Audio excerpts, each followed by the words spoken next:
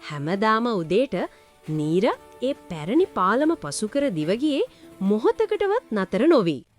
ඇය විශ්වාස කළේ වේගවත් දවස් සෑම විටම වඩා හොඳ බවයි. ඇගේ සිතුවිලි පිරී තිබුණේ පසු කළ සැතපුම් සහ කුඩා ජයග්‍රහණ වලින් පමණි.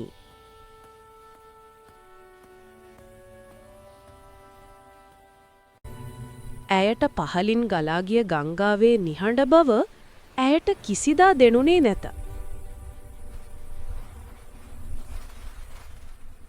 නමුත් එක් උදෑසනක සපත්තුවක ඇති වූ සුළු හානියක් නිසා සියල්ල වෙනස් විය.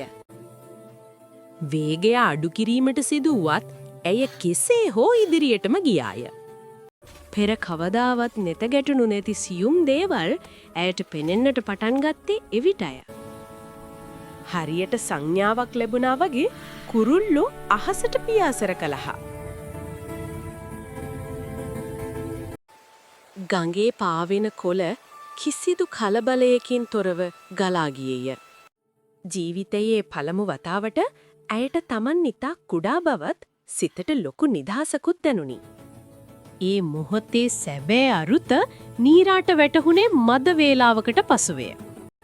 පාලම කිසිදා චලනය නොවුවත් එය සෑම විටම එතනම තිබූ බව ඇය දුටුවාය.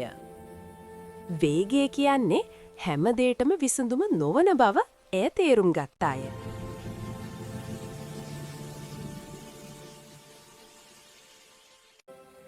සියල්ල වෙනස් කළේ අවට ලෝකයේ කෙරෙහි අවධානය යොමු කිරීමයි.